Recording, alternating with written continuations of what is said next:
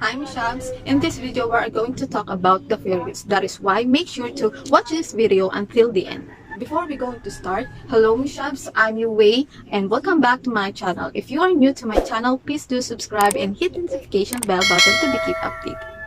Before we jump to our main topic, let's review first about the copyright. Once again, ano nga ba yung copyright claim? Yung copyright claim, ito yung matatanggap mo kapag ang video mo o yung ginawa mong video ay naglalaman ng mga audio clip, video clip, images, sounds na hindi mo pag-aari or you are not permitted to use.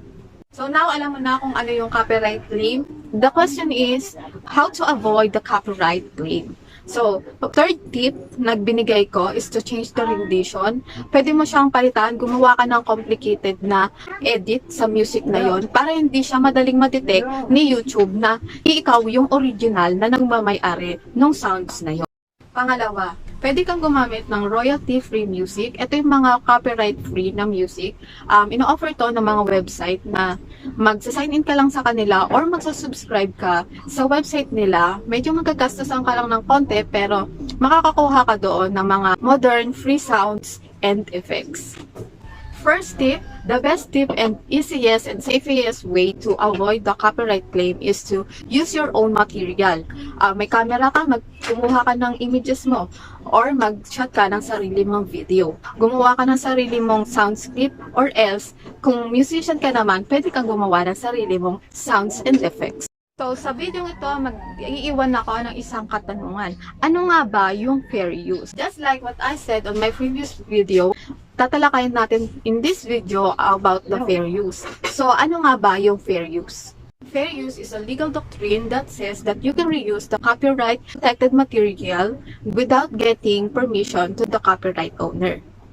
So, what is considered fair use? Copyright is limited by the doctrine of fair use, under which certain use copyright material for, but not limited to, commentary, news reporting, research, documentary, parody, commenting, may be considered fair.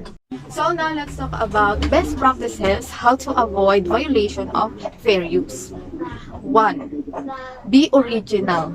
Siguraduhin mo na yung ginagawa mong content is hindi carbon copy ng copyright material na gagamitin mo.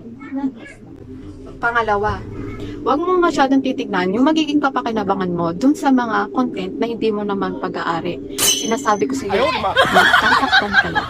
Limit yourself to use copyrighted material to your content. And pang-apat, reverse roles. So ngayon, napag-usapan na natin at alam mo na kung ano ba ang copyright claim, how to avoid copyright claim, fair use, what is considered fair use, and lastly, best practices how to avoid violation of fair use.